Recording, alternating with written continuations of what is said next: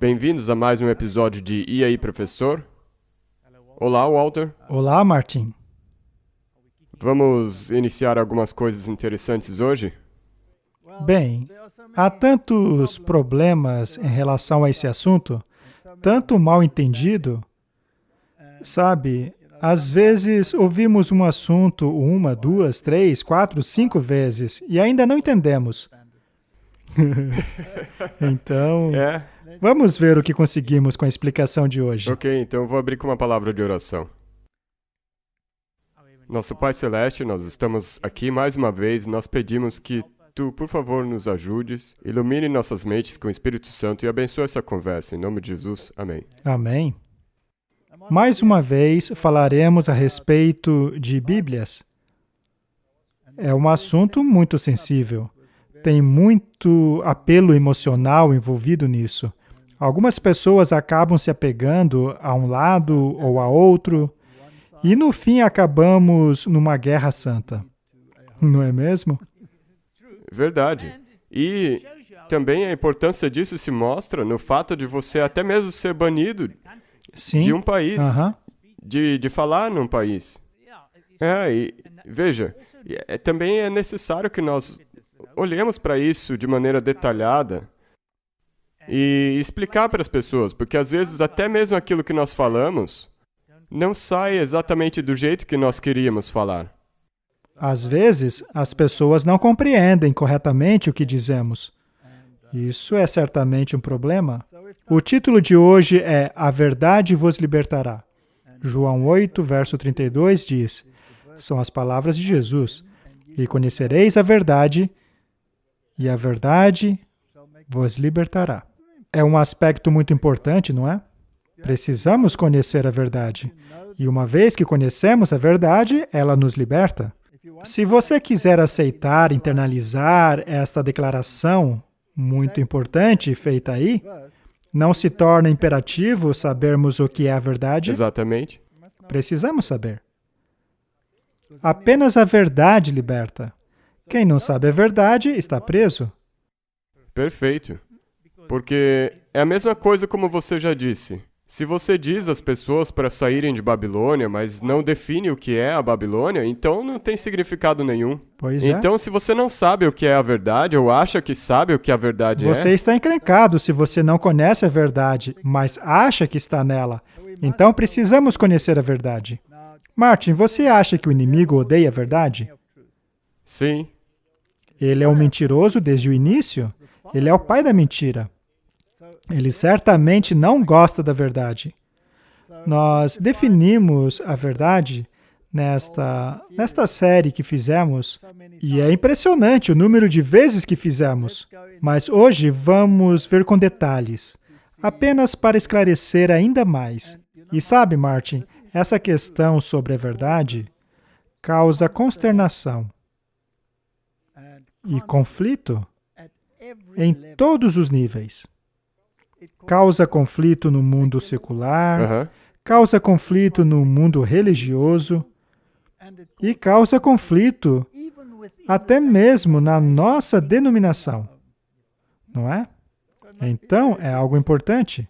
Com certeza. E também você mencionou agora que Satanás é um opositor da verdade.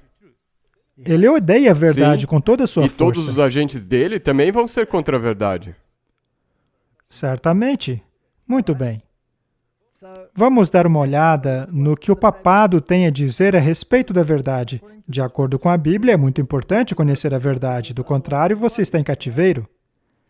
De acordo com essa revista jesuíta, olha, Martin, parece que essa é a nossa revista favorita, não é? Mas não de uma maneira Não positiva. Não. O Papa Francisco diz que aqueles que insistem em guardar a verdade acima de pregar o Evangelho sempre foram uma ameaça à igreja. É uma afirmação muito estranha, não? Martin, por um acaso existe diferença entre o Evangelho e a verdade? Não pode haver uma diferença. Sabe, isso é tão ridículo. É a mesma coisa que dizer que esse vaso está aqui, mas ele não tem nenhuma flor dentro. Muito bem. Bem, ele mencionou o Evangelho. O Evangelho significa boas novas, não é? Bem, a boa notícia é que você não estará mais em cativeiro, mas será libertado. E o que é que liberta a gente? A verdade. Muito bem, então ele... Como ele pode dizer isso? É ridículo, não me dá nem vontade de ler tudo. Segundo eles, essas pessoas se intitulam guardadores da verdade. Bem, serão eles guardadores da mentira? Sim. Sim. Quem será o guardador da mentira neste planeta? Agora, se eles se referem pejorativamente a quem guarda a verdade, a tarefa de Satanás era guardar a verdade, proteger os mandamentos. Ele era o querubim cobridor, sim. E isso soa bem parecido como um modo pejorativo com que ele se referiria às pessoas que guardam a verdade. Muito bem. O artigo fala sobre essas pessoas que alegam guardarem a verdade. O artigo alega que os verdadeiros guardadores da verdade são aqueles que se unem a eles. Normalmente identificados a algumas formas do passado, e que a solução à crise de hoje é retornar para que assim não se perca a legitimidade da fé. Obviamente, eles estão se referindo à reforma, com termos leves, é claro. Eles estão citando o Papa, não é? Eles estão dizendo para não voltarmos àquele tempo em que os reformadores diziam que a palavra de Deus é a verdade. Se quisermos permanecer na verdade, temos que permanecer na Bíblia. Não. Isso aí já ficou no passado, gente. Hoje, o que importa é a nossa versão da verdade, que, aliás, é uma mentira. Isso é verdade. Um dos traços dessa maneira de agir é a inflexibilidade. Martin, quão flexíveis podemos ser no que se refere a Jesus Cristo ser o único caminho da salvação? Não tem como ser nem um pouco flexível Devemos nisso. ser inflexíveis quanto a isso. Neste caso, como lidar com as outras grandes religiões do planeta que negam que Jesus seja o único caminho para chegarmos ao Pai? Tem que se livrar disso. Temos que ser flexíveis. Uhum. Então precisamos sacrificar a verdade em prol da fraternidade. Não é o que eles dizem? Muito bem. Essa inflexibilidade, como diz ele, é execrável, é o inimigo aos olhos dele. Você tem que se tornar tão flexível que esse amor fraternal de amar o seu próximo tem que passar por cima de Jesus Cristo. Precisamos ser elásticos. E isso me lembrou de um boneco de brinquedo que era feito de elástico. Diante da pregação do Evangelho, que nos torna livres. Muito bem, a pregação do Evangelho nos liberta. Mas a pergunta é, qual o Evangelho que nos liberta? O Evangelho verdadeiro. Muito bem. Segundo Jesus, o que nos liberta? A verdade. E mais uma vez nós voltamos para o começo. Que problema, hein? Que problemão. Continuando. E que nos faz feliz. Mas o que nos faz felizes? Sermos libertos da verdade? Não. É o que ele está dizendo. Essas pessoas são rígidas. Sempre a rigidez. Faça isso, faça aquilo. A inflexibilidade é típica dessa gente. Mas quanto ao posicionamento de Cristo, como sendo o mediador da aliança, como salvador do mundo, como sendo a justiça dos santos, será que existe o menor espaço para flexibilidade nisso? Não mesmo. E mesmo se você olhar para outra parte da verdade, que é a lei, será que você pode flexibilizar o não furtarás? Bem, de acordo com Tomás de Aquino, sim. E eles o consideram santo. E aí você pode ver pelos frutos deles onde que isso vai levar. Muito bem. Os novos pregadores não sabem o que é humildade. E aí ele lança a sua famosa palavra, fraternidade. Aquele documento que ele escreveu sobre a fraternidade foi assinada por uma outra grande religião do mundo que nega que Jesus é o único caminho, não é? Isso de fato é flexibilidade, mas é a verdade? Não mesmo. Não de acordo com a Bíblia? Não. Muito bem.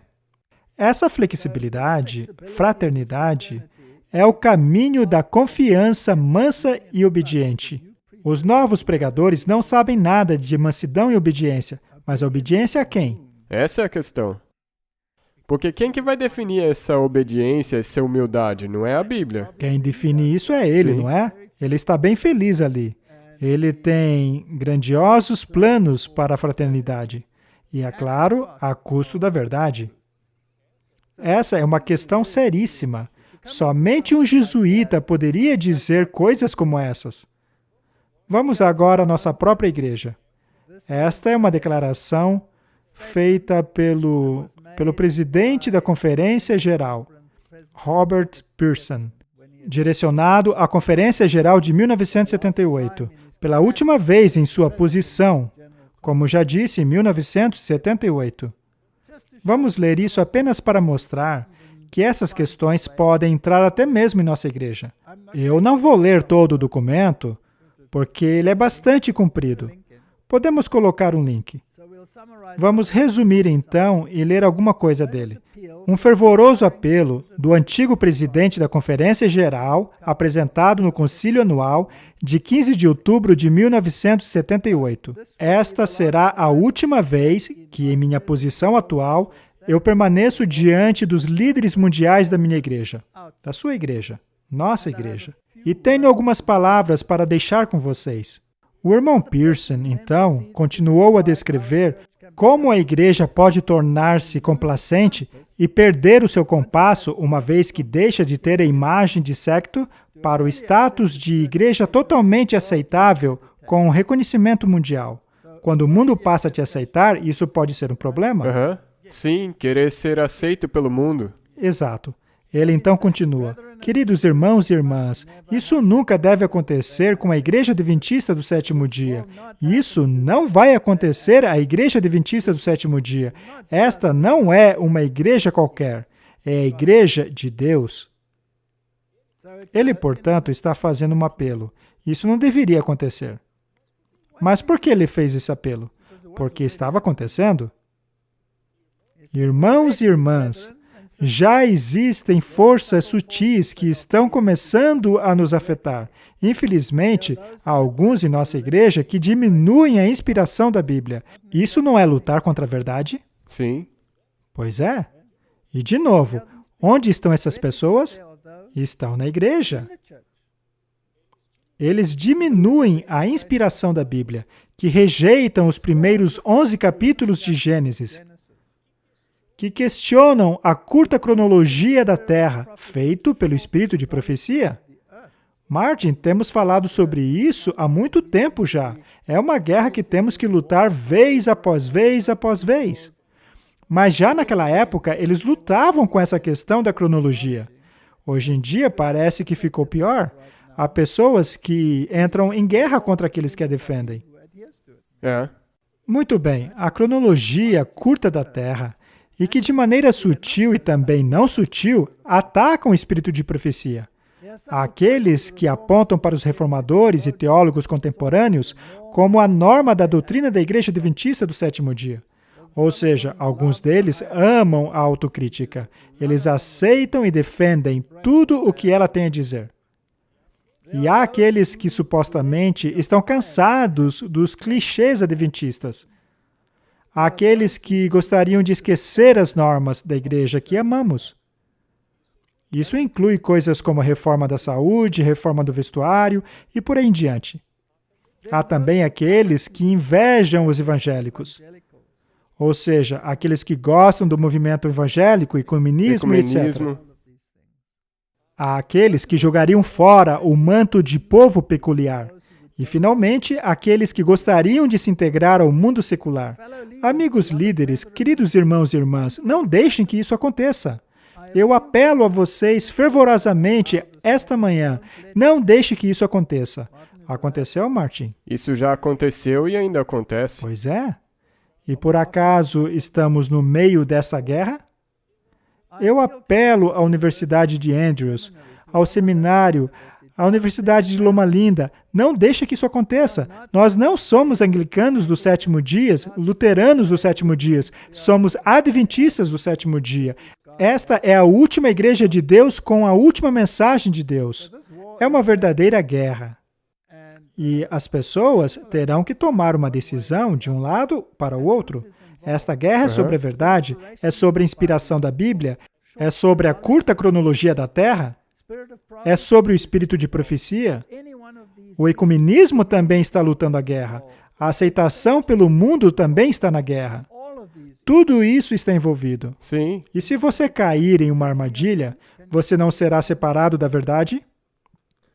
É exatamente assim que acontece.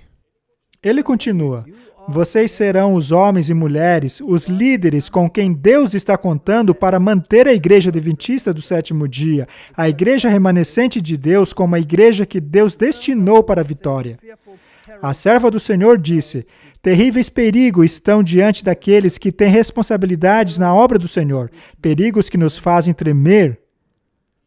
E em Ezequiel 22:30 nós lemos: eu procurei por um homem entre eles que fosse capaz de construir uma barricada, que fosse capaz de permanecer diante de mim para defender a terra da ruína. Eu acredito, companheiros líderes, que Deus está procurando por homens e mulheres, intrépidos líderes, homens e mulheres que amam a igreja de Deus e a verdade de Deus, mais do que suas próprias vidas, a verem que essa igreja sob o comando de Deus chegará no reino. A missão diante de nós não será fácil. E se eu entendo a Bíblia e o espírito de profecia corretamente, o tempo de angústia está diante de nós, um tempo de desafio que nem esta igreja, nem o mundo jamais viram. Martin, eu acredito que nós acabamos de entrar no precursor deste tempo. E qualquer pessoa que quiser dizer o contrário, eu não sei em que mundo que você está vivendo. Bem, Martin, vamos voltar à definição bíblica de verdade. Aquela que nós já discutimos tantas vezes aqui. Vamos analisá-la sobre a luz do que estamos falando agora. João 14, verso 6. Jesus disse a eles: eu sou o caminho, a verdade e a vida. Nenhum homem vai ao Pai senão por mim. Esta declaração é a mais controversa de todas, de toda a Bíblia. Somente essa declaração é responsável pela destruição, pela guerra entre facções deste mundo, de uma maneira que jamais compreenderemos até que leiamos os registros celestiais. Quantas milhões e milhões de pessoas não perderam a vida por causa dessa frase? Provavelmente a maioria das guerras remontam a isso aí. Algumas pessoas podem dizer: por que Deus colocou essa declaração aí? Ora, porque se ela não tivesse aí, não teríamos mais a verdade.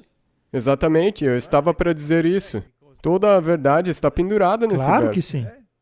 Jesus é a verdade. Ele é o caminho, a verdade e a vida. Ninguém vai ao Pai senão por Jesus. Muito bem. Por acaso o Islã aceita esse verso? Não. E o budismo? Não. E o hinduísmo? Não. E o xamanismo? E o zoroatrismo? E o movimento Nova Era? Não. E o catolicismo, será que aceita? Não. Não, eles acreditam na fraternidade. Então, quem aceita essa declaração? Somente as pessoas que guardam a verdade. Somente os fanáticos, os rígidos. Exatamente. Aqueles que deveriam tornar-se homens elásticos, como disse o cabeça do Vaticano, não é? Muito bem. Então, Jesus é o caminho e a verdade. A segunda definição é: santifica-os na verdade. A tua palavra é a verdade. Interessante que Jesus é a palavra. Exatamente. Não podemos separar a palavra de Jesus. E se você tirar Jesus, você não vai ter a verdade, porque não terá a palavra. Nesse caso, de quem você tem a palavra, então? De ninguém. Mas ela não pode ser alterada? Sim. E é assim que eles fazem. Algumas pessoas fazem isso, elas pegam a palavra e alteram. Mas é a mesma coisa com os 10 mandamentos. Se você tirar a autoridade, que é Jesus, do 4º mandamento, você pode fazer o que bem entender com o resto deles. Qualquer um que ousar bagunçar a palavra está bagunçando a verdade, e assim faz o mesmo com Jesus. Porque a palavra é chamada de testemunho de Jesus, É mesmo. que é o espírito de profecia. E de onde que ele vem? De Jesus novamente. Pois é, parece que estamos encrencados aqui. Eu espero que você perceba que nessa guerra, aliar-se aos homens elásticos da fraternidade é um problema, pois, segundo a Bíblia, a rigidez é absolutamente necessária para a salvação. Não é? Eu acho que o Vaticano não vai gostar de ouvir isso. Não, e eles dizem que é esse o problema do mundo e que esse tem sido o problema. O próximo verso está no Salmo 119. A tua justiça é justiça eterna e a tua lei é a verdade. Verso 151. O Senhor está perto e todos os seus mandamentos são verdade. Essas, portanto, são as definições de verdade. Jesus é a verdade, a palavra é verdade, a lei é a verdade. No caso dos mandamentos, é bastante claro. Vamos dar uma olhada no primeiro. E Martin, nós estaremos encrencados, não importa o que dissermos. Vamos apanhar de todos os lados, até mesmo de dentro. Não é mesmo? Isso a Bíblia também já disse que aconteceria. O espírito de profecia também já disse claramente. Então, se você quiser apoiar a verdade, é isso que você tem que esperar que aconteça. A pedra que foi rejeitada tornou-se a pedra angular. Não pensem que vir trazer a paz, pois haverá divisão, não é? É mesmo. Muito bem. João 1:1. No princípio era a palavra, e a palavra estava com Deus, e a palavra era Deus. Que jeito maravilhoso de colocar isso! Pois aí, Cristo está definido como a palavra, e ele define claramente que Jesus é Deus. Exato. E desde a eternidade, no princípio, ele era Deus. A Bíblia dos Testemunhos de Jeová alteraram este verso. É claro, baseando-se no Westcott e Hort e outros acadêmicos jesuítas, para um Deus, com G minúsculo. Isso causou um grande furor. Mas eles fizeram apenas algumas mudanças. Ao olharmos para as Bíblias de hoje e analisarmos as mudanças das traduções modernas, acredito que os reformadores estariam rolando em suas tumbas. Mas você sabe, o tempo é capaz de cobrir aquilo que uma vez foi bastante claro. Hoje tudo foi obscurecido. Isso é verdade. E quanto a João 14, verso 6? Jesus disse a ele: Eu sou o caminho, a verdade e a vida. Nenhum homem vai ao Pai senão por mim. Nós lemos esse verso de novo, pois ele é um texto-chave. Temos aqui um parágrafo de uma carta do Espírito de Profecia. Cristo é Deus, assim como homem. Não poderia ser mais claro, não é? Aquele que estava com o Pai antes da existência do mundo tornou-se carne e habitou entre nós. Nós podemos contemplar a sua glória e a sua glória o seu caráter. Aqueles que recebem o Filho de Deus tornam-se filhos de Deus. Eles são os seus filhos espirituais, nascidos de novo, renovados em justiça e verdadeira santidade. Suas mentes são transformadas. Uma visão mais clara contempla as realidades eternas. Foram adotadas na família de Deus e são transformados em sua semelhança. Transformados pelo seu espírito de glória em glória. Antes, nutrindo o supremo amor pelo próprio eu, passaram a nutrir supremo amor por Deus e por Cristo. Muito bem. Então, a frase inicial diz que Cristo é Deus, assim como homem. Martin, o que o Alcorão acha disso? Ele descarta isso. Eles têm um grande problema com isso. Mas uma declaração do manuscrito, ele era igual com Deus, infinito, onipotente. Ele é o Filho eterno e autoexistente. Martin, esta é uma declaração muito importante. Ele vem da eternidade e é autoexistente. Ele não foi criado. Não tem como ser. Ele não foi gerado. Ele é o Filho eterno e autoexistente. É uma ideia bastante complexa e difícil de se compreender. Mais uma citação do Review and Herald, de 1906. Da eternidade. Enquanto a palavra de Deus fala da humanidade de Cristo, enquanto esteve na Terra, ela também fala decididamente em relação à sua pré-existência. A palavra existiu como um ser divino, com o eterno Filho de Deus, em união e singularidade com o seu Pai. Desde a eternidade, ele foi mediador da aliança, aquele em que todas as nações da terra, tanto judeus como gentios, se o aceitarem, serão abençoados. Há uma condição aqui. Continuando. A palavra estava com Deus. A palavra era Deus. Antes de que homens ou anjos fossem criados, a palavra estava com Deus e era Deus. Isto ecoa o que João disse ali no capítulo 1. Muito bem, vamos para o livro de Hebreus, capítulo 1. Havendo Deus antigamente falado muitas vezes e de muitas maneiras aos pais pelos profetas, a nós falou-nos desses últimos dias pelo Filho, a quem constituiu herdeiro de tudo, por quem fez também o mundo, o qual, sendo o resplendor da sua glória e a expressa imagem de sua pessoa, e sustentando todas as coisas pela palavra do seu poder, havendo feito por si mesmo a purificação dos nossos pecados, assentou-se à destra da majestade das alturas. Essa também é uma declaração muito bonita. E temos uma análise dessa declaração que saiu na revista Review and Herald, de 1907. Diz assim: aqui a posição de Jesus Cristo em referência ao seu Pai é trazida à vista. Enquanto eles são um em propósito e um em mente, ainda assim, em personalidade são dois. Não deveríamos nós pensarmos, a partir disso, que deveria haver uma unidade entre os crentes? É um ponto muito bom, não é? Se há unidade entre o Pai e o Filho, então deveria haver unidade entre nós. Se é, claro, o nosso pensamento basear-se na verdade. Correto. Mesmo nós possuindo diferentes personalidades. Sim. Não deveríamos nós concluir a partir disso que deve haver unidade entre os crentes? Não há razão para alguém pensar que seja necessário trazer o outro indivíduo à exata linha de sua própria individualidade. Enquanto estivermos sujeitos às tentações de Satanás, cada um de nós deve fazer tudo o que puder para manter um relacionamento correto com Deus, para que Cristo possa fazer por nós a sua obra de expiação.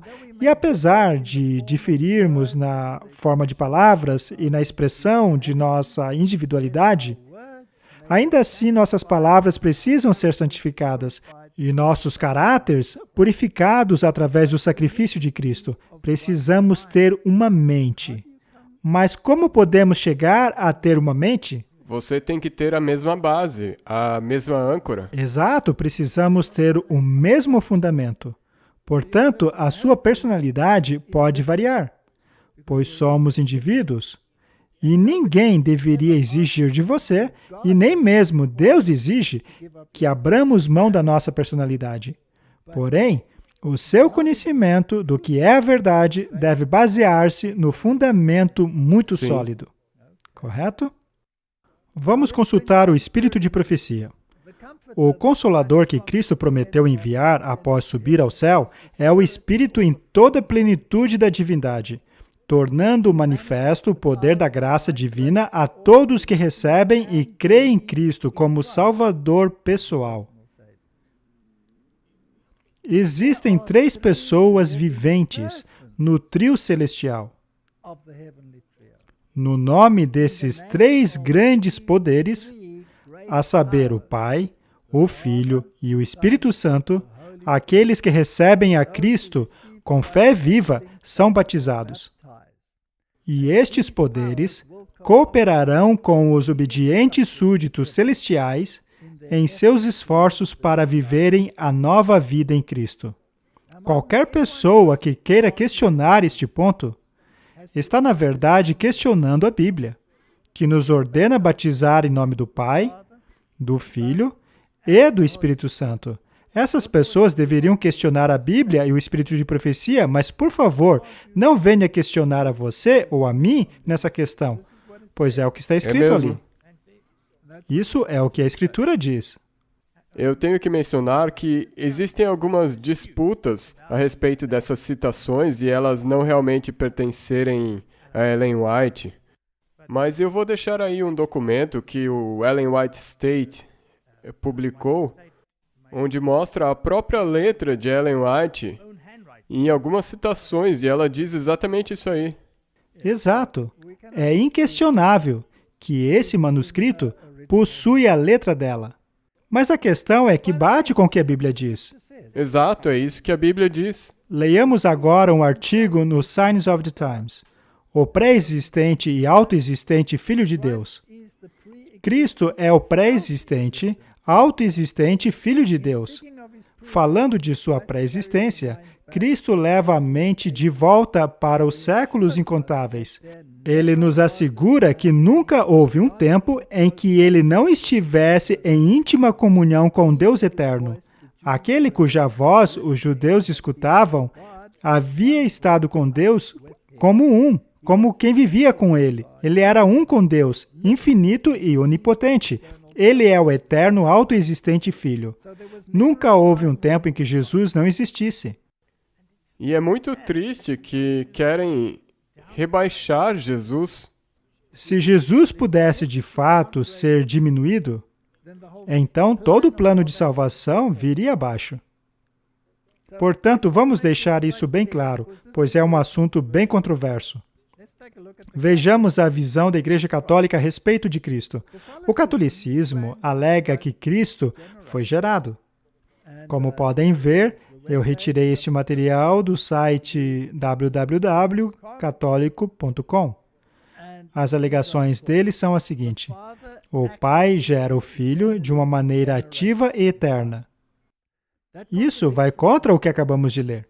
Exatamente, porque ele é existente por si mesmo e é eterno, e já existia desde sempre. Desde a eternidade.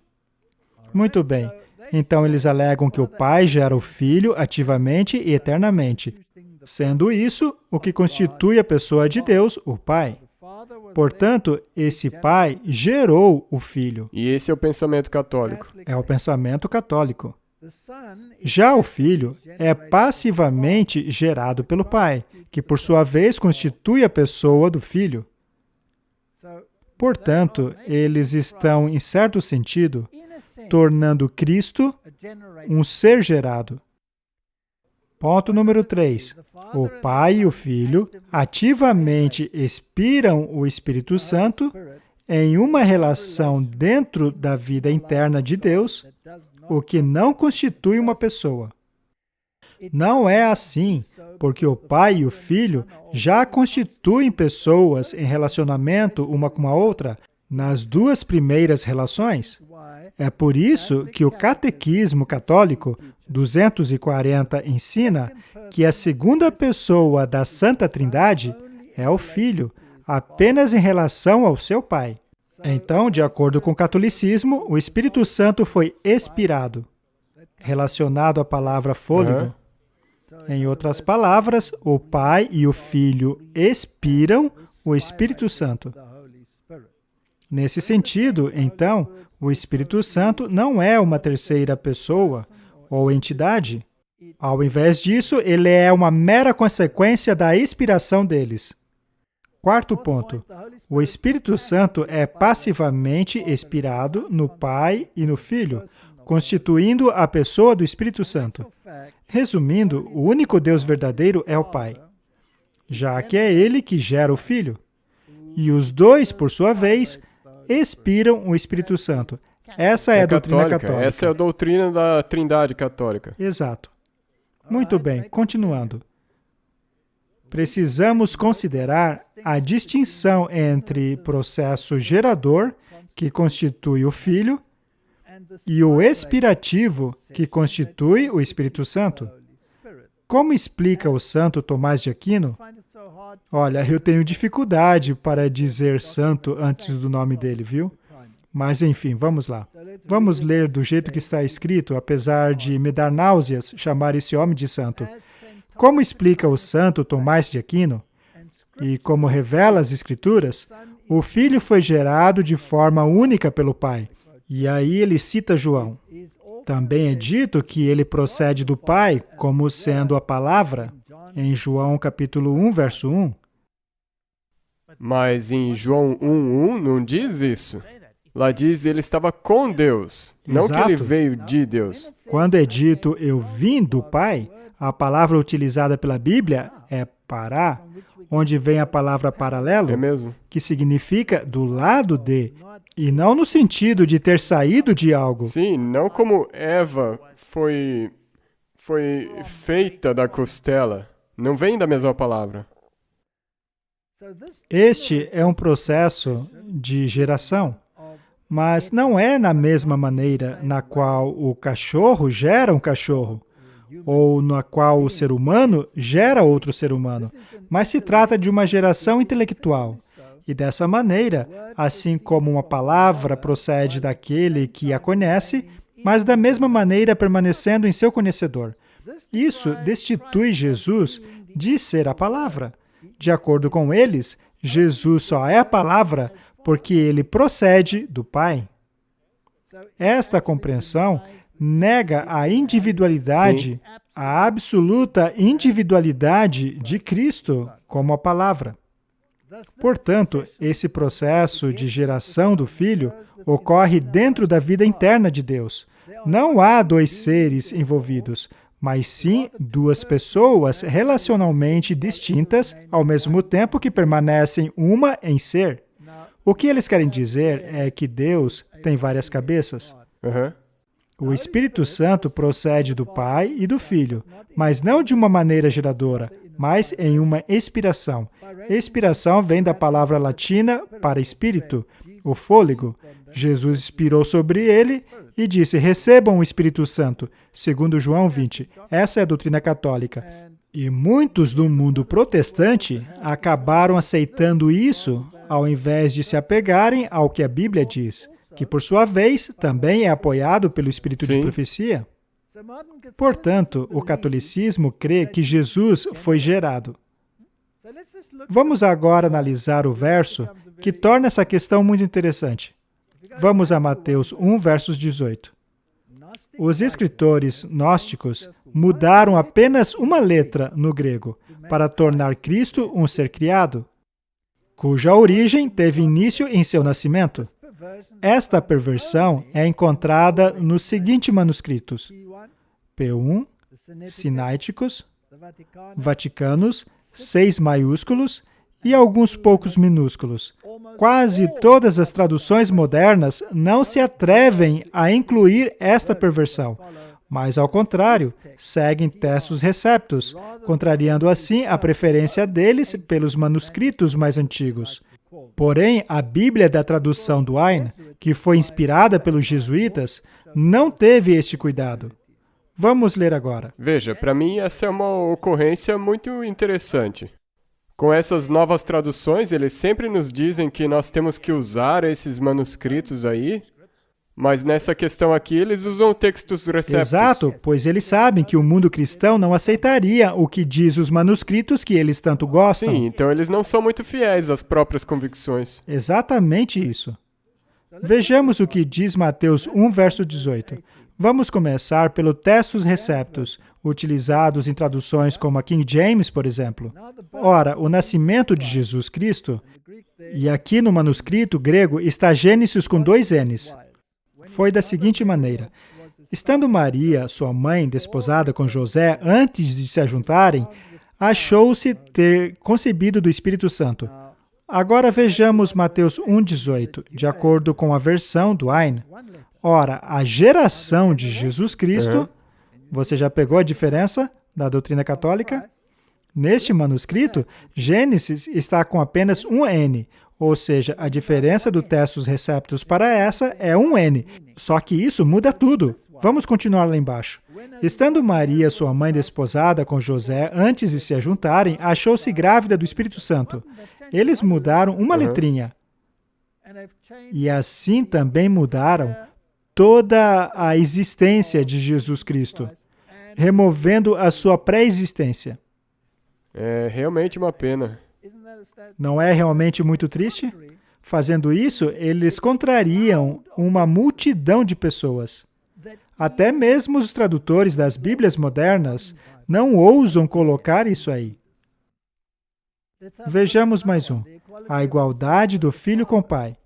1 Timóteo 3,16. E quanto o Testus Receptus diz que Deus se manifestou em carne, uma tradução moderna diz que Ele se manifestou em carne. Há muitas traduções modernas que seguem esta linha. Elas também traduziram como Ele se manifestou em carne. Essa tradução baseia-se nos 5 maiúsculos, entre as quais está o Sinaiticus, que é o exemplar de maior renome, e outros minúsculos, excluindo assim a multidão de testemunhos do contrário. Isso abre caminho para que Jesus seja apenas um ser criado, como os gnósticos querem, e também como implica a doutrina oficial católica. A Nova Versão Internacional segue esta linha, colocando Ele foi manifesto. E em 1 Timóteo 6, verso 14 e 15, também há outra mudança muito interessante. Vamos ler primeiro a versão King James. Que guardes este mandamento sem mácula e repreensão, até a aparição de nosso Senhor Jesus Cristo, a qual, a seu tempo, mostrará o bem-aventurado e único poderoso Senhor, Rei dos Reis e Senhor dos Senhores. Essa é a tradução King James. Vamos ler mais uma vez, Martin. Que guardes este mandamento sem mácula e repreensão, até a aparição de nosso Senhor Jesus Cristo. Dentro do contexto, Martin, a quem o verso se refere? Jesus Cristo. A qual, a seu tempo, mostrará o bem-aventurado e único e poderoso Senhor, Rei dos Reis e Senhor dos Senhores. Está falando de quem aqui? Jesus Cristo. Quem é esse Senhor dos Senhores? Ainda de Jesus Cristo. Sendo assim, este verso está falando de Jesus Cristo, do Filho. Agora, vamos ler na Nova Versão Internacional. Guarde este mandamento imaculado e irrepreensível, até a manifestação de nosso Senhor Jesus Cristo. Bem, até aqui é a mesma coisa, mas veja agora, a qual Deus fará se cumprir no seu devido tempo. Deus é o bendito e único soberano, o Rei dos Reis e Senhor dos Senhores. Muito bem, dentro deste contexto, agora existe margem para se entender que ele está falando do Pai aqui. Mas no Novo Testamento, o título Rei dos Reis se refere apenas a Jesus Cristo. É assim que a King James coloca. No entanto, a Nova Versão Internacional coloca a palavra Deus 2 vezes no verso 15. Isto, porém, não está no original. Sendo assim, Jesus Cristo fica privado de sua posição e título nesses versos. Essa é uma questão bem séria. É exatamente daí que vem essa doutrina de que ele é um ser criado. Será então que esta é uma tentativa de se inserir a doutrina católica? Sim. Você acha? Eu também acho. Definitivamente acho. Mas tudo bem, vamos deixar a discussão por aí, no que se refere a Jesus. Veja, naturalmente, de acordo com a Bíblia, Jesus sempre existiu. É realmente um conceito difícil de ser compreendido. Mas é isso que diz a Bíblia. O Filho está em igualdade com o Pai. Ela usa a palavra paralelo ao Pai. Eternamente, um em mente com Deus, mas 2 seres diferentes. E o Espírito Santo também faz parte desse trio celestial. E eles esqueceram o propósito e esqueceram Jesus. Se você quiser colocar ele um pouco abaixo de onde a Bíblia coloca ele, então ele não poderia ter vindo para nos salvar do pecado. Vamos ver agora o segundo aspecto da verdade. A palavra verdade. Quando falamos da palavra, falamos da Bíblia toda, não? Este é um assunto bem extenso. Sendo assim, vamos torná-lo o mais resumido possível. Quando a palavra de Deus é estudada, compreendida e obedecida, uma brilhante luz será refletida no mundo. Novas verdades, aceitas e obedecidas, nos ligarão em laços fortes com Jesus. O que nos une a Jesus? A verdade. A verdade. E onde eu encontro? Da Bíblia, da palavra. Quando eu acredito na Bíblia, eu demonstro que creio em Deus e não na serpente. Não foi a serpente que diz, Deus disse mesmo Exatamente. assim, distorcendo o que ele havia dito? É. Sim. Seria possível então que a serpente dissesse, Deus disse mesmo? E depois alterar o manuscrito para dizer o que ela quisesse? Sim. É possível? É possível, e daí tudo que se segue vai fazer exatamente a mesma coisa, todas essas traduções. A Bíblia, e somente a Bíblia, deve ser o nosso credo, o único laço de união. Todos que se curvarem diante da Santa Palavra estarão em harmonia. Não é importante termos todos a mesma Santa Palavra? Se você quiser estar em harmonia, sim. Se você quiser estar em harmonia, na verdade. Nossas próprias visões e ideias não devem controlar nossos esforços. O homem é falível, mas a palavra de Deus é infalível. Ao invés de lutarmos um contra os outros, vamos exaltar o Senhor. Enfrentemos toda oposição como o nosso mestre enfrentou, dizendo, está escrito, ergamos um estandarte no qual está escrito, a Bíblia é nossa regra de fé e disciplina. É muito importante que eu saiba o que a Bíblia realmente diz. É muito importante que eu tenha uma Bíblia que diga o que Deus disse. Agora, vamos ver se é possível confundir este assunto. Nós já falamos sobre isso muitas vezes, mas vamos falar mais uma. As igrejas de Vaudois, ou seja, os valdenses, em sua pureza e simplicidade, lembravam uma igreja dos tempos apostólicos. Rejeitando a supremacia do Papa e do prelado, eles mantinham a Bíblia como a única e suprema e infalível autoridade. Seus pastores, ao contrário dos padres de Roma, seguiam o exemplo de seu mestre, que não veio para ser servido, mas para servir. Eles alimentavam o rebanho de Deus, conduzindo-o por verdes pastos e fontes vivas de sua santa palavra. Longe dos monumentos humanos de pompa e orgulho, este povo se reunia não em igrejas magníficas e grandes catedrais, mas debaixo das sombras das montanhas, nos vales alpinos, ou em tempos de perigos, em algumas rochas, para ouvir as palavras da verdade do servo de Cristo.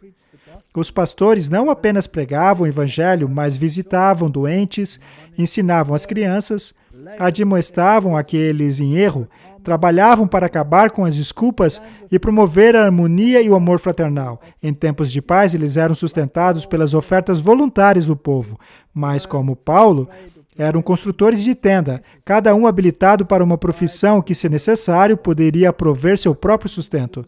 De acordo com o espírito de profecia, eles eram os verdadeiros guardiões da verdadeira palavra de Deus.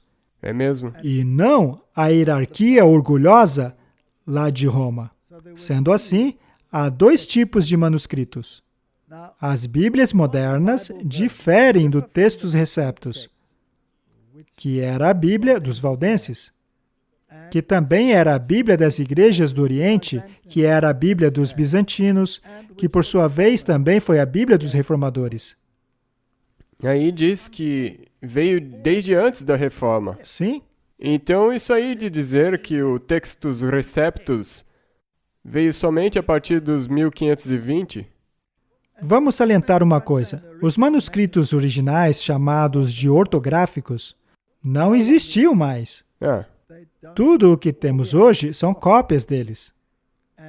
Cópias desses originais foram enviadas para as igrejas de toda a região.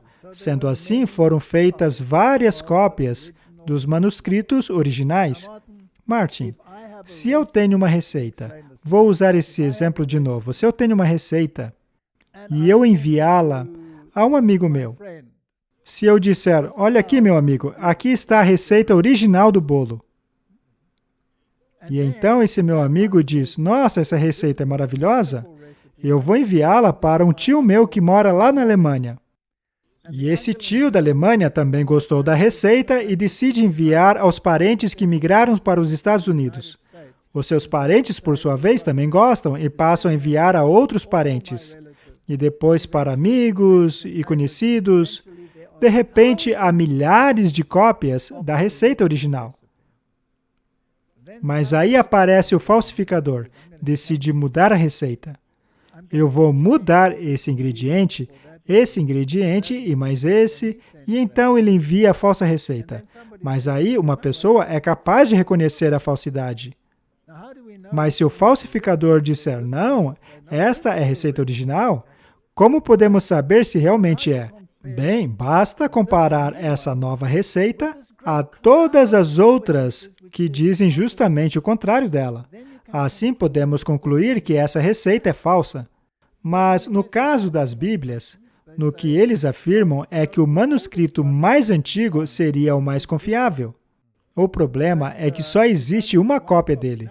E depois acharam um pedacinho aqui, um pedacinho ali, que combina com esse manuscrito.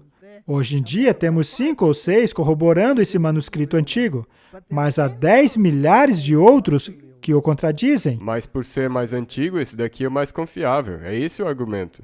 É isso que eles afirmam, mas é uma alegação muito pobre. Isso é fácil dizer, porque por causa de todas aquelas cópias e tudo mais, ela continuou sendo a versão atual. Já as cópias velhas significam que não estavam sendo distribuídas. Os manuscritos velhos significam que não estava sendo usado e distribuído. É isso aí, Martin.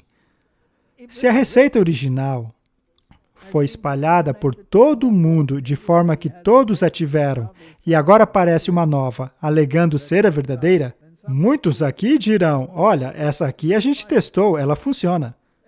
Todo mundo conhece essa aqui, mas essa daí é nova. Você entendeu por que existe um debate? As versões bíblicas modernas diferem do Textus Receptus em tantos lugares que é impossível produzir uma doutrina conclusiva a partir do estudo dessas perversões. Segue agora um resumo dessas muitas alterações, exclusões e acréscimos que são encontradas nessas versões. Martin, eu escrevi isso porque quando eu comecei a estudar essa questão, ela acabou tornando-se um estudo gigantesco, no fim das contas. Eu quero esclarecer uma coisa. Quando eu comecei a estudar a Bíblia, a versão que eu utilizava era a Nova Versão Internacional. Mas com o tempo, aquela Bíblia tornou-se virtualmente inutilizável, porque as páginas caíam de tanto uso. Eu estudava o tempo todo aquela Bíblia. Na verdade, eu trouxe aqui a minha primeira Nova Versão Internacional. Veja só. Essa foi a minha primeira Bíblia. Capa de couro, muito bem feita. Ela está toda marcada. E ao abrirmos lá nos últimos capítulos dela, vemos que as páginas estão todas desgastadas, está caindo aos pedaços. Se eu sacudisse a Bíblia, metade dela cairia. Veja só isso aqui. Me parece que você tem explorado muito o livro de Apocalipse. É verdade, Martin. O livro de Apocalipse sempre me fascinou. Ué, não é um livro selado? Algumas pessoas dizem isso. Veja só, está caindo aos pedaços. Eu não podia mais usar essa Bíblia. Eu então comprei uma outra Nova Versão Internacional, igual a essa. E acontece que essa segunda também não sobreviveu a mim. Mas chegou a ponto que eu decidi migrar da Nova Versão Internacional para a Nova King James. Mas então, eu novamente migrei da Nova King James para a King James. Eu tenho várias delas. Também tenho as versões de estudo. Algumas têm citações do Espírito de Profecia. Esta é a minha Bíblia atual. Não há nota nenhuma nela. Dessa forma, eu leio apenas o que a Bíblia tem a dizer. Eu não tenho que prestar atenção no que outros dizem. Eu apenas leio o que Deus tem a me dizer. Eu gosto assim. esta então é a Bíblia que eu uso atualmente. Eu então, basicamente, migrei de uma versão para outra até chegar nesta aqui. Ela é em inglês, é claro. Eu também leio a Bíblia em alemão e na língua africans. E talvez isso é importante, porque eu gostaria de deixar umas coisas aqui claras. Tem pessoas que são muito fervorosas somente pela versão King James da Bíblia. E eu até que entendo isso, porque pessoalmente eu sei que você concordaria, você disse que agora usa a versão King James. Ela é a melhor que você pode achar em inglês, a mais fiel. Contudo, existem algumas palavras, não doutrinas, mas palavras que não estão totalmente corretamente traduzidas. Precisamos entender que não depende da tradução que você está lendo, depende do manuscrito a partir do qual ela foi traduzida. Algumas dessas palavras são palavras difíceis. Com certeza. E algumas palavras dos documentos antigos simplesmente não são mais utilizadas, pois a língua muda constantemente. Então, os tradutores, até mesmo da versão King James, tinham problemas com uma palavrinha ou outra, especialmente em relação aos animais. Por exemplo, quais animais são citados ali no livro de Levíticos? Há um certo número de variações possíveis. E a King James, por exemplo, não pegava a tradução absolutamente correta. Por exemplo, a King James faz menção ao unicórnio. Mas nós sabemos que não existe unicórnios. Sendo assim, as novas versões traduziram isso melhor como bois selvagens. Mas será que as traduções modernas são melhores por causa disso? Uma vez que elas distorcem totalmente as doutrinas? É isso que eu quero deixar claro. Que quando eu digo que eu mencionei no episódio passado que a versão King James não é infalível, o que eu quis dizer é que tem algumas palavras que foram traduzidas por eles que não estão 100% corretas no significado. Mas, mesmo assim, não existem problemas doutrinários na versão King James. É a palavra de Deus. E o motivo pelo qual eu digo isso é que é complicado dizer que a versão King James é a única versão boa. Porque, por exemplo, eu falo africana, eu tenho uma Bíblia em africana, na verdade duas. Uma delas é uma versão de 1933 e 1953 que foi traduzida em cima do Textus Receptus. Ela é chamada de Old Vertalen. Que significa tradução antiga. Tradução antiga. E ela é exatamente igual à versão King James. Talvez com uma ou outra palavrinha que também não está totalmente bem traduzida. É isso mesmo. Poderia ser melhor traduzida. Sim, e essa... Mas a doutrina é perfeita. Ela é correta. E daí tem a versão de 1983, que é chamada de a nova tradução, a Nieuwe Vertaling. E daí vira totalmente um pesadelo com alguns versos. É a mesma coisa do que a nova versão internacional. Exato. E é por isso que... Pois essa Bíblia não é mais baseada no Textus Receptus, mas nos textos de Escott e Hort, que por sua vez são baseados nos Sináiticos e no Vaticanos, que são as maiores referências deles. E é claro, baseado no que Nestle e Alan compilaram, e a Sociedade Bíblica Unida.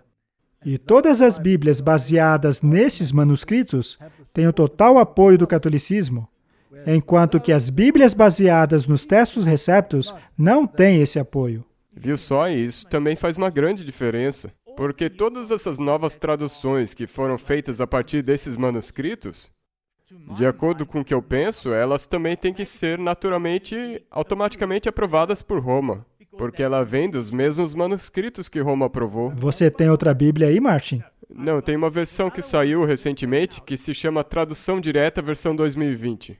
Mas a partir de qual manuscrito ela foi traduzida?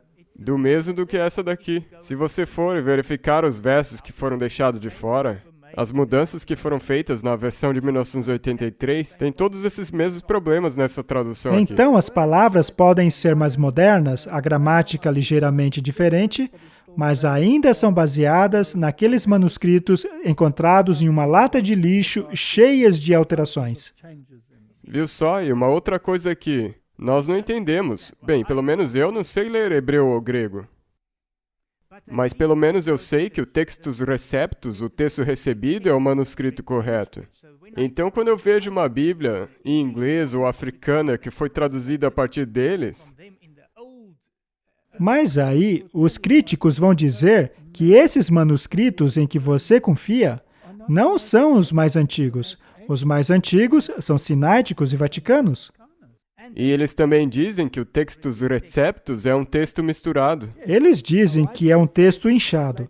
Mas por quê? É porque o texto deles foi reduzido. Portanto, se formos levar isso em conta, deveríamos dizer que o texto deles é um texto murcho. É mesmo. Ora, é o mesmo argumento. O que acontece, Martin, é simples assim. Veja, o textus receptus tem muitas repetições. Bem, qualquer bom professor, e aliás, o melhor professor de todos os tempos foi Jesus, não é? É. Ele é a palavra. Qualquer bom professor sabe que se ele quiser sedimentar um conhecimento, ele deve repeti-lo de maneiras diferentes. O ser humano aprende por meio da repetição. Eu sei disso. Eu era um professor de universidade. Quando eu explicava um certo assunto, eu podia perceber que alguns alunos tinham entendido, mas ao mesmo tempo, eu via na cara de muitos outros que eles não tinham entendido. Então, alguns tinham e outros não. Não é sempre assim? Todo bom professor precisa ler os seus alunos, para assim ver se eles entenderam ou não.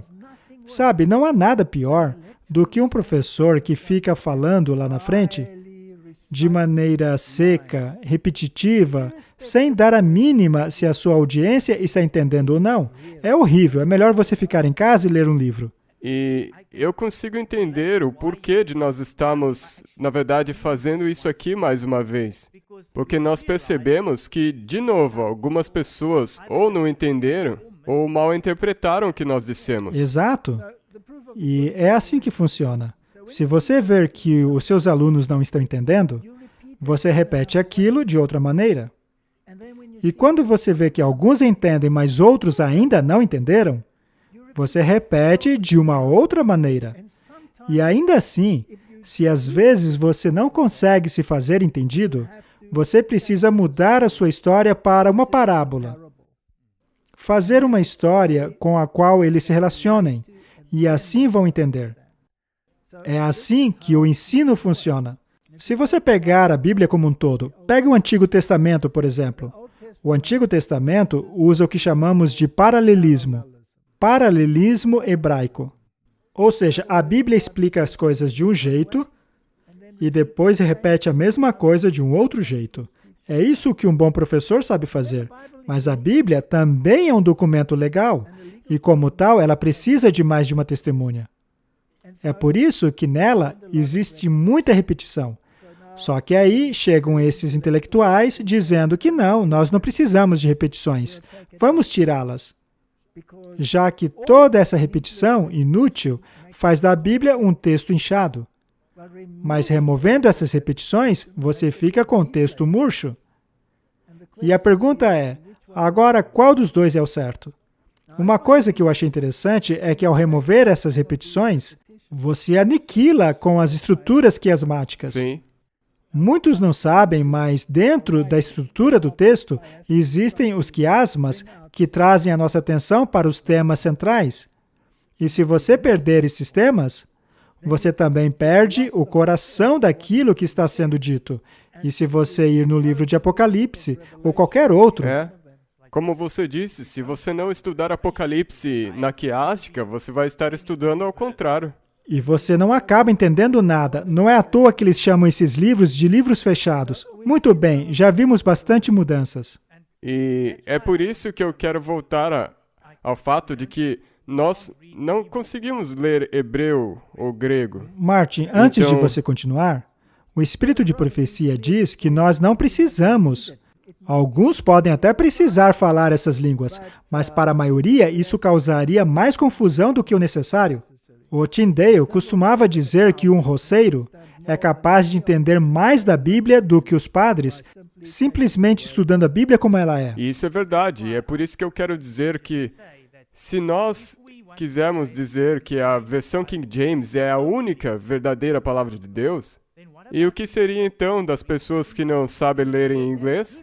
Seria a mesma coisa do que eu não sabendo ler grego nem hebreu. Pois é.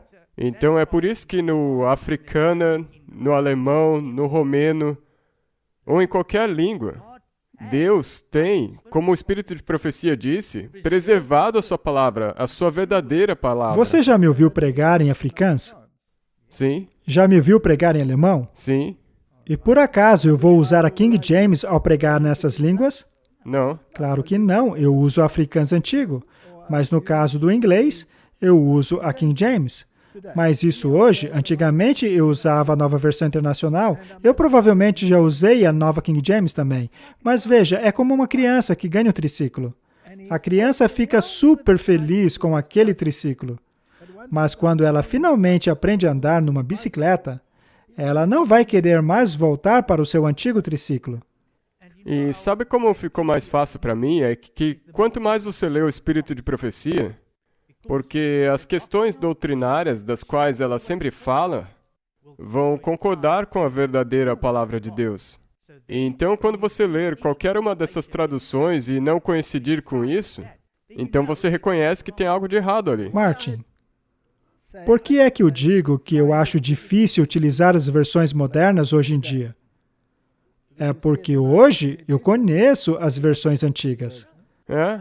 Digo, posso só falar um negocinho aqui? Às vezes as pessoas ficam ressentidas porque o avô, ou a avó, ou um parente deu uma dessas traduções novas a eles. Pode guardar ela, não precisa jogar fora. Mas se você quiser ler a palavra verdadeira... É uma referência. É, como referência. Se você pegar essa versão recente que acabou de sair, na língua africans, a 2020, é isso? A tradução direta. A tradução direta 2020. Por acaso, nessa Bíblia não está escrito que os seres celestiais tiveram relações sexuais com a humanidade e que por causa disso surgiram os gigantes. Gigantes? Isso é uma loucura completa, Sim. mas é o que está ali. A linguagem pode ser moderna e mais fácil, porém, se o conteúdo é um monte de besteiras, você ainda pode chamar aquilo de palavra de Deus? Infelizmente, a resposta é não. Não tem como ser considerada. No que se refere à verdade, e a palavra de Deus é a verdade, não é uma questão de, mas a palavra desse bichinho não foi traduzida direito. Não. No que se refere à doutrina, no que ela diz a respeito daquilo que eu devo acreditar, se uma diz uma coisa e a outra diz outra, então devem haver duas fontes. Logicamente, uma fonte é correta e a outra fonte é incorreta. Não é? É uma coisa óbvia. Vamos olhar mais uns exemplos. Mas antes, eu queria deixar algo bastante claro aqui. O documento que vou mostrar agora, eu criei para mim mesmo. Conforme eu estudava tudo isso e descobri essas coisas na Bíblia, eu comecei a ficar impactado. Veja, a King James descreve Jesus como o Filho. Já a nova King James o chama de o servo de Deus, e não o Filho de Deus. E depois de ler isso dezenas e dezenas de vezes, aquilo passa a te irritar. Aquilo passa a te irritar de uma tal maneira que você coloca aquele livro de lado e vai atrás do verdadeiro. Tudo bem, agora eu tenho que me acostumar com vós, tu. Já falamos sobre isso. E eu tenho que colocar isso bem abertamente. É mais difícil para alguém cuja primeira língua não é o inglês. Mas o Espírito Santo te ajuda quando você começa a estudar assim. Eu não conseguia ler a versão King James no começo, não conseguia entender. Mas levou um tempo e trabalho com o Espírito Santo e lendo o Espírito de Profecia, e daí ficou mais fácil. E o interessante é que a King James é autoexplicativa. Justamente por causa do paralelismo hebraico, depois de ler um verso e não compreendê-lo, você vai ver que o próximo vai explicar de novo. Mas se você tirar essas repetições, bem, aí é um problema. Mas, até mesmo em relação a línguas, Vamos falar disso mais tarde. Agora vamos ver as mudanças. Esse documento que criei, eu fiz para mim mesmo, tá? É só um resumo. Eu não escrevi para publicação. Ele não foi pensado para uso geral. Mas, mesmo assim, pode servir como um apêndice e as pessoas podem dar uma olhada nele. Provavelmente há erros ortográficos ali, mas eu repito, eu escrevi para mim mesmo. Mas você pode publicar para que as pessoas leiam. Então, se eu puder esclarecer, é a mesma coisa do que quando você está estudando e faz umas notas em rabisco num papel, e daí você passou essas notas para o computador. Eventualmente, eu acabei digitando tudo. Mas, Martin, é apenas para as pessoas verem a imensidão daquilo que está acontecendo. Quantas mudanças foram feitas? Quantas diferenças existem em uma tradução direta, que é o caso do Textus Receptus, e de uma tradução dinâmica equivalente, que é o caso dos manuscritos alexandrinos.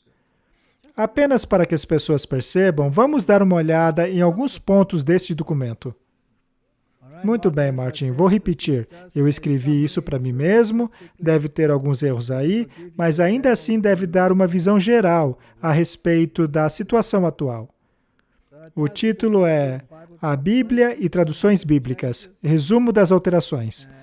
Há uma introdução aqui, é uma introdução bem curtinha. Ela menciona a Septuaginta, sobre a qual já falamos várias vezes. A Septuaginta foi feita para a Biblioteca Alexandrina em 285 a.C. A Vulgata, que é a tradução latina, foi feita em 383 a 405 d.C.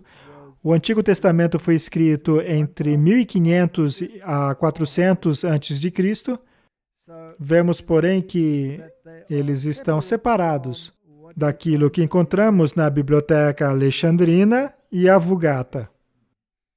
O cânon do Antigo Testamento foi completado no tempo de Esdras. O Novo Testamento nos diz mais ou menos as datas em que esses documentos do Novo Testamento foram escritos.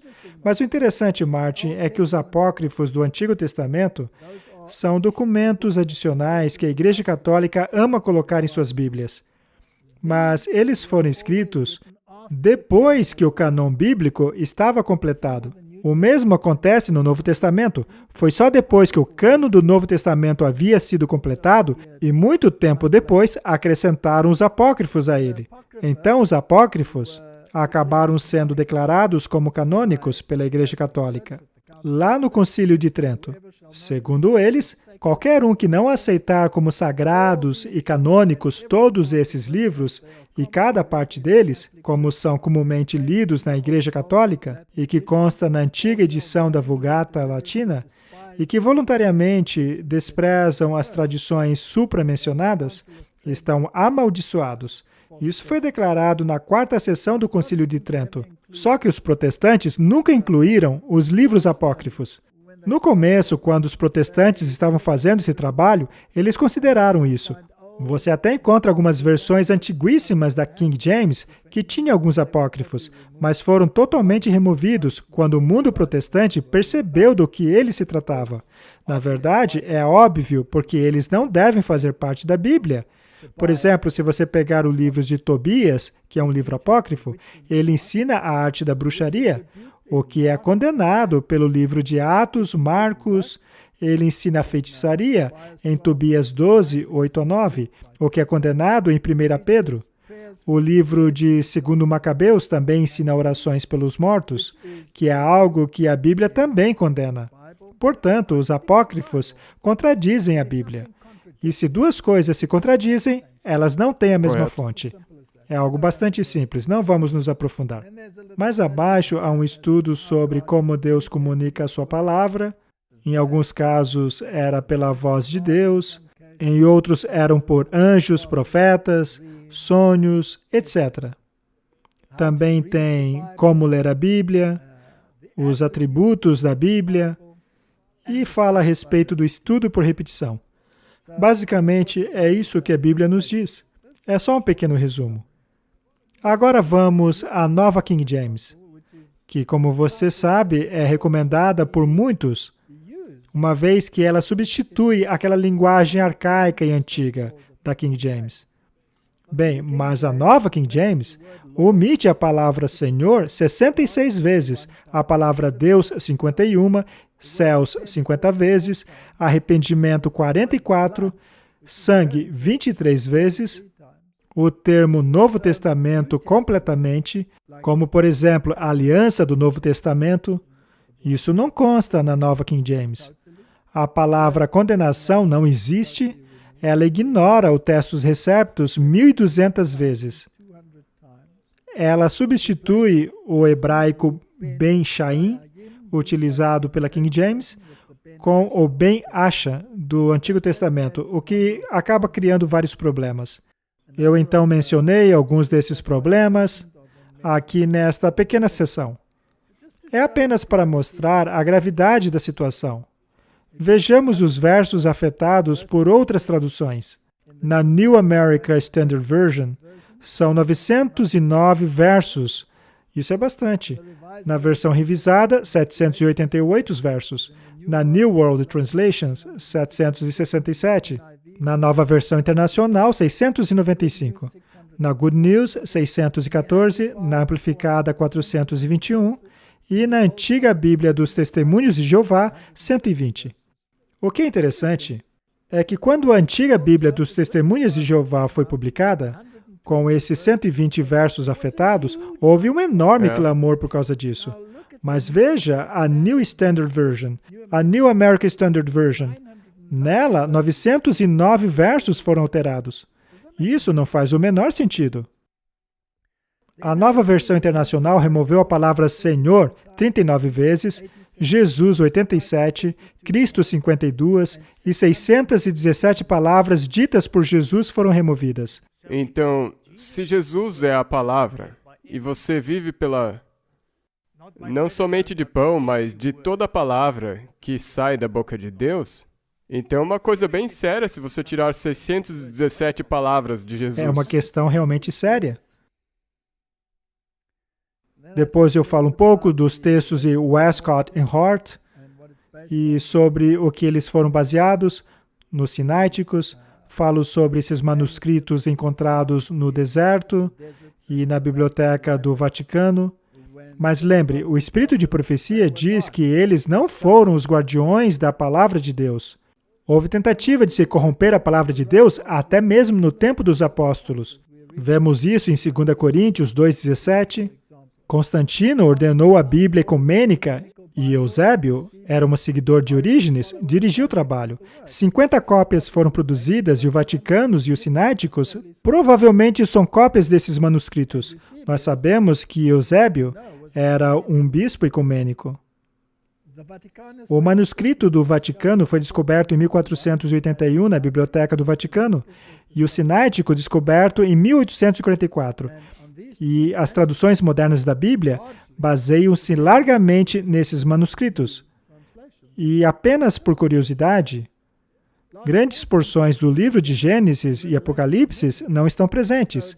Eles só podem depender em um punhadinho de fragmentos que ainda têm o livro de Apocalipse neles. Mas aí eles têm que acrescentar a partir do manuscrito alexandrino, mesmo havendo um monte de manuscritos do Testus Receptus. Tudo isso é muito interessante. Agora vamos ver algumas mudanças bastante graves. Versos bíblicos foram removidos. Mateus 12:47, 17:21, 18:11. Marcos também tem versos faltantes. João, Atos, Romanos, Tiago. Vamos ver alguns versos removidos, apenas do Novo Testamento. Mas não somente removidos, às vezes eles foram deixados, mas mencionados no rodapé. Ou seja, o rodapé diz que esses versos não estão no original. Assim, eles lançam dúvida sobre a palavra de Deus. E quem é que gosta de lançar dúvidas? Quem você acha? Exatamente, Satanás. Satanás faz isso. Vamos dar uma olhada.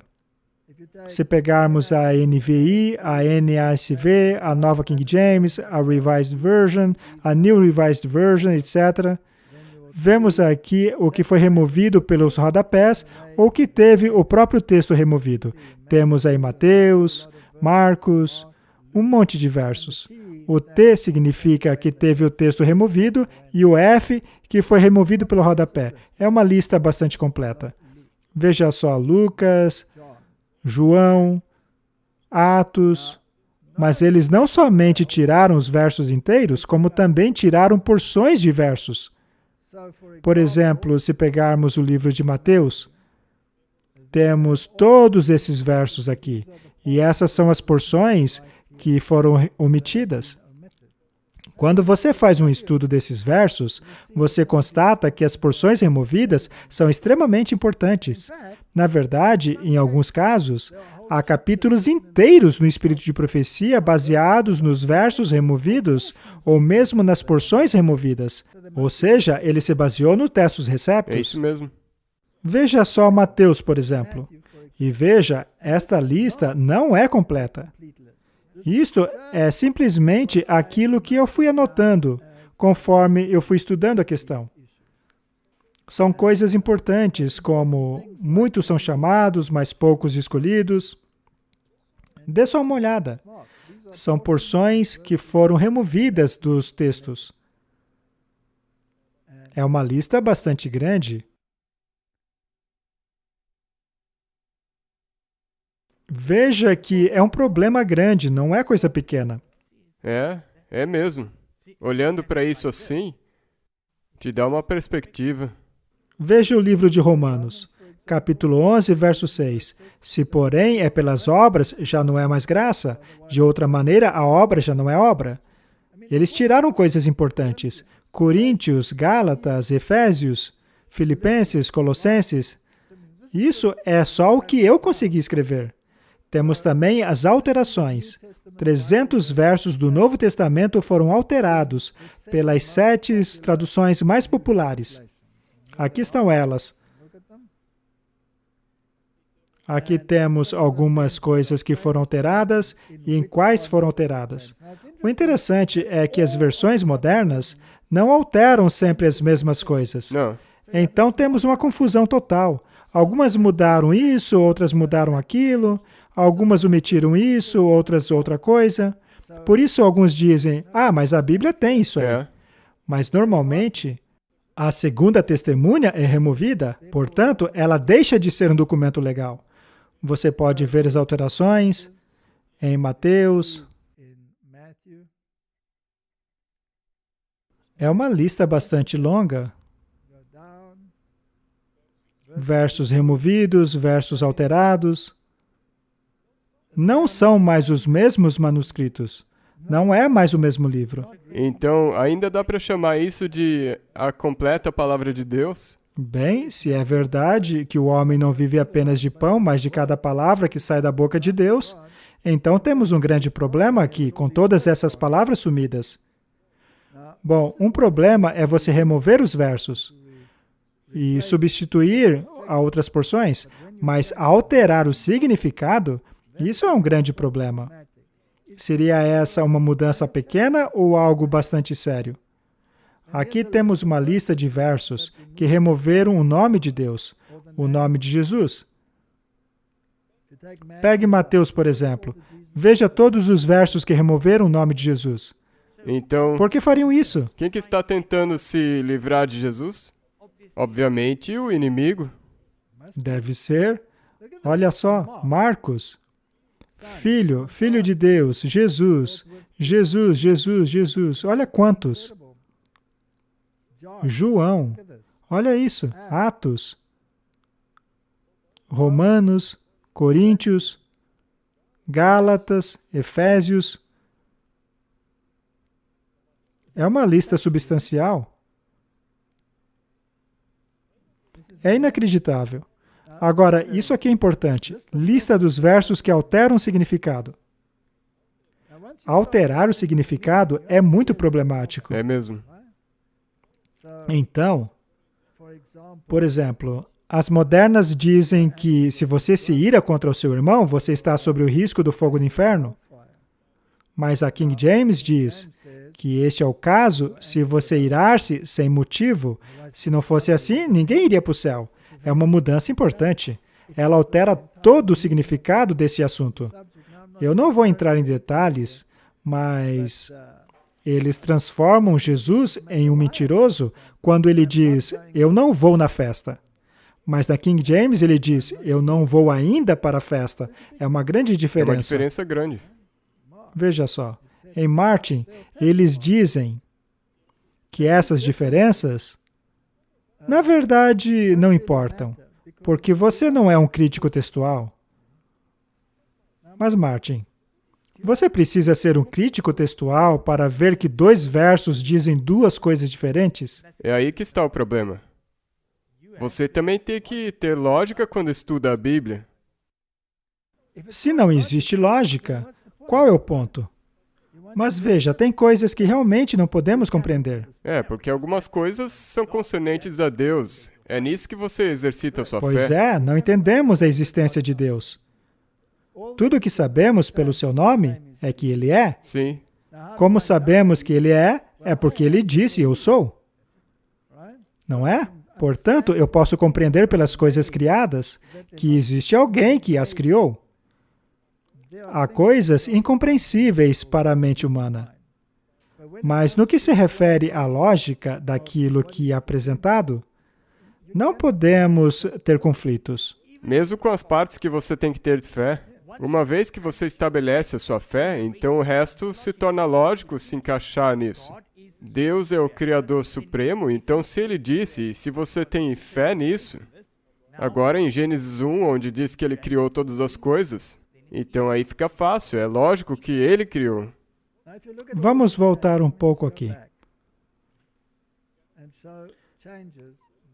Quero mostrar algumas mudanças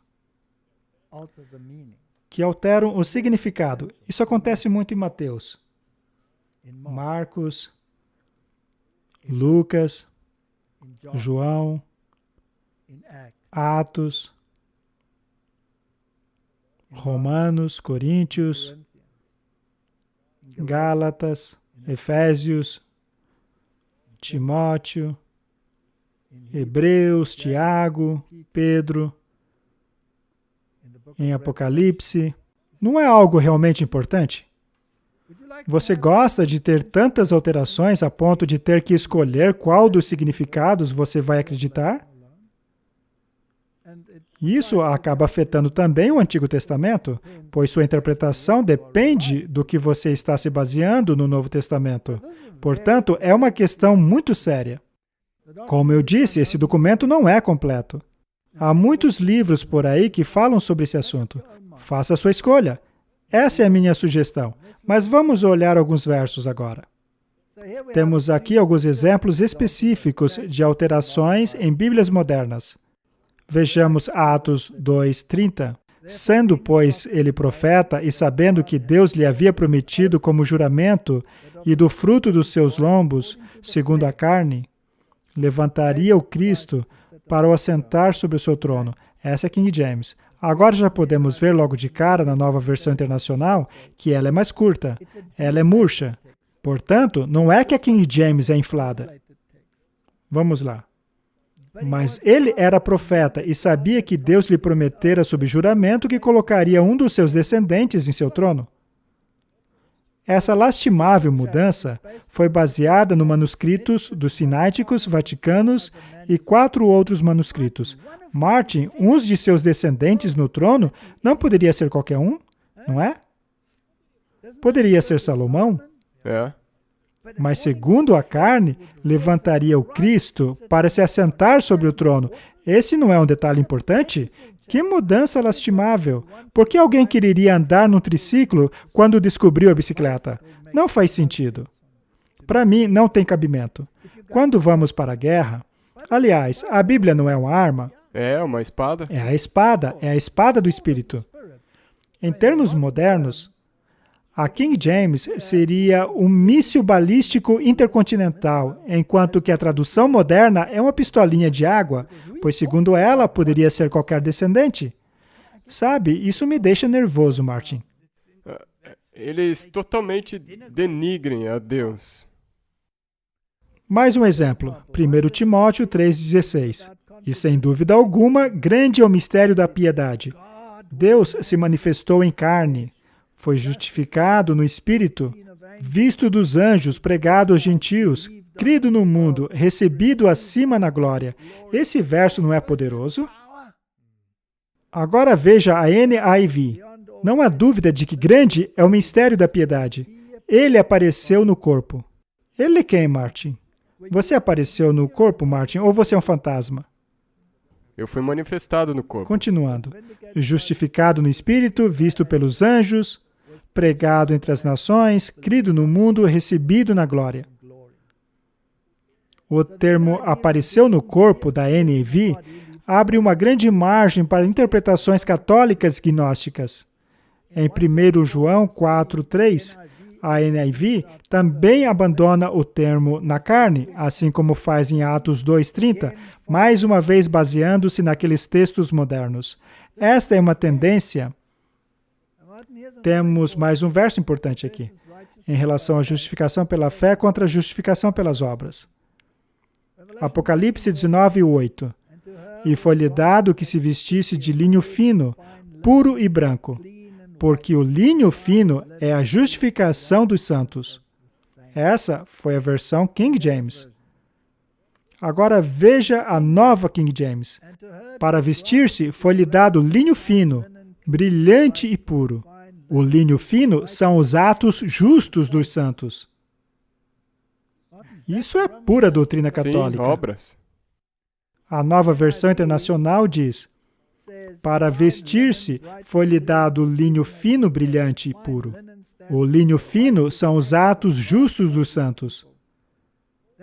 Ou seja, Martin, saímos da justificação dos santos para as obras dos santos. É inacreditável. A doutrina toda foi alterada. A Bíblia é clara ao dizer que a nossa justiça é um trapo de imundícia. Então, quem que é a justiça dos santos? Cristo? Cristo. Esta, então, é uma mudança doutrinária. E é uma mudança doutrinária lastimável. Ela é baseada no Concílio de Trento. Vamos a Gênesis capítulo 22:8. E Abraão disse: meu filho, o próprio Deus proverá o cordeiro para a oferta queimada. Então, ambos prosseguiram juntos. Mas a nova King James mudou para o seguinte: meu filho, Deus proverá para si mesmo o cordeiro para a oferta queimada. E então os dois prosseguiram juntos. Esta é uma doutrina completamente diferente. Por acaso Deus precisa sacrificar um cordeiro para ele? Atos 3:13, na King James, diz assim: o Deus de Abraão, e de Isaque e de Jacó, o Deus de nossos pais, glorificou o seu Filho Jesus, a quem vocês entregaram e o negaram na presença de Pilatos, quando ele havia determinado que fosse solto. Mas a nova King James altera esse verso para: o Deus de Abraão, Isaque e Jacó, o Deus de nossos pais, glorificou o seu servo Jesus. E a nova King James faz isso vez após vez após vez. Martin, por acaso, no batismo de Jesus, o Pai disse: este é o meu servo amado? Não. Ao invés disso, ele disse: este é o meu filho amado, a quem vocês negaram e entregaram na presença de Pilatos. Esta é uma mudança que torna essas Bíblias intragáveis, pelo menos para mim. Não consigo ler isso. Eu concordo. E eu estudava nessas Bíblias. E eu fiz a mesma coisa com a Bíblia em Afrikaner. Quando eu vi essas coisas, eu fui e fiz uma lista inteira no final da minha Bíblia, onde eu comparei a versão nova com a versão velha em Afrikaner. E tem esses mesmos problemas. Encontramos os mesmos problemas. Vejamos agora Hebreus 2:16. Pois, na verdade, ele não tomou sobre si a natureza dos anjos, mas tomou sobre si a semente de Abraão. Que lindo esse verso. Mas agora, a nova King James, pois certamente ele não ajuda os anjos, mas dá assistência à semente de Abraão. Agora, nova versão internacional. É claro que não é anjo que ele ajuda, mas aos descendentes de Abraão. Martin, mas que distorção. Viu só? Isso aí. Tente colocar lógica nisso aí. É patético. Desculpa, mas é patético. É mesmo. Por acaso Deus, Miguel, Jesus Cristo, não foi ajudar Gabriel quando ele estava lutando com o diabo, Sim. em termos da informação que deveria chegar a Daniel? Então, não faz o menor sentido o verso dizer isso. E quanto ao perdão, Martin? E quando estiverdes orando, perdoais se tendes alguma coisa contra alguém, para que o vosso Pai que estás nos céus vos perdoe as vossas ofensas. Mas se vós não perdoardes, também o vosso Pai que estás nos céus não vos perdoará as vossas ofensas. Agora, a Nova Versão Internacional em inglês. E quando estiverem orando, se tiverem alguma coisa contra alguém, perdoem-no, para que também o Pai Celestial vos perdoe vossos pecados. Mas ela apagou o próximo verso. Afinal, a King James é uma Bíblia inchada. Afinal, em outra passagem, a Nova Versão Internacional também fala isso. O que prova que a Bíblia King James é uma versão inchada. Mas qual é o problema da repetição? O bom professor usa a repetição. Se nós removemos as repetições da Bíblia, por exemplo, em Apocalipse, capítulo 1, então a estrutura quiasmática está arruinada. Mas esses espertalhões aí tiraram a repetição do alfa e do ômega apenas para não deixar a Bíblia inchada. Eu me pergunto se eles têm capacidade de pensar. Estes foram alguns poucos exemplos das alterações entre as versões. Nós tiramos um exemplo ou dois daquela lista de alterações de significado. Nós comparamos os versos e vimos que eles não falam a mesma coisa. Mas nós iremos ver isso com mais detalhes. Sim, porque nós não podemos colocar tudo isso. É muita informação. Sim. Não tem como colocarmos tudo isso numa apresentação só. Não. Então, o que realmente importa para mim, e sei que para você também, é como as versões modernas afetam as doutrinas que a nossa denominação tanto estima. Sim. E se essas doutrinas não se sustentam nas versões modernas, então eu sou levado a concluir que ou nós temos as doutrinas erradas, ou temos o manuscrito errado. Sim. No caso do manuscrito, não apoiar a doutrina. Correto. Sendo assim, vamos fazer mais um episódio no qual olharemos o efeito que essas Bíblias causam nas doutrinas que tanto amamos. Eu espero que esse estudo não seja compreendido como um ataque a ninguém, pois, de fato, é um assunto sensível. As pessoas se acostumam com suas Bíblias. Veja, eu mesmo internalizei essa Nova Versão Internacional a tal ponto. Isso porque eu estudei muitas delas antes de ir para a nova King James. E, finalmente, para King James. Que acabou sendo um problema, pois muitos versos acabaram grudando na minha cabeça.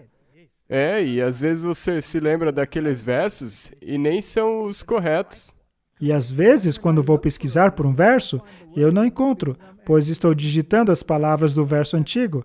Então acaba atrapalhando bastante. Mas talvez nós temos que declarar isso aqui agora, e talvez na próxima vez também, que, de novo, o que nós explicamos aqui, nós não estamos falando que somente é a versão King James, mas nós estamos falando que a versão mais confiável em inglês é a versão King James. Sim, se você quiser, você pode ler a Bíblia de Geneva, mas aí você vai encontrar um inglês tão antigo que pode ser complicado. E como dissemos antes, se você tem problemas com os pronomes como thee, thine e thou em inglês, lembre-se que essa é a tradução mais precisa. Por exemplo, quando Jesus disse a Nicodemos, "Ye must be born again", sabemos que ele não se dirige apenas a Nicodemos, senão ele diria thee. "Ye" é plural, aplica-se a todos. Uma vez que essas nuances se tornam importantes para você, abre-se uma nova dimensão bíblica. Vamos subir para um novo patamar.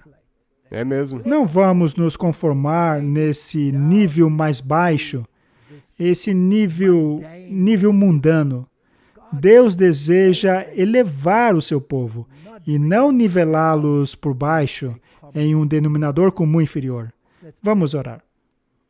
Querido Pai, obrigado por podermos estudar a palavra. Obrigado por podermos ter confiança de que tornaste a tua palavra disponível para nós. Ajuda-nos a estudá-la, pois a sua palavra é verdade. E porque ela nos ensina que o seu Filho, Jesus Cristo, é o caminho, a verdade e a vida. Em nome de Jesus, amém. Amém.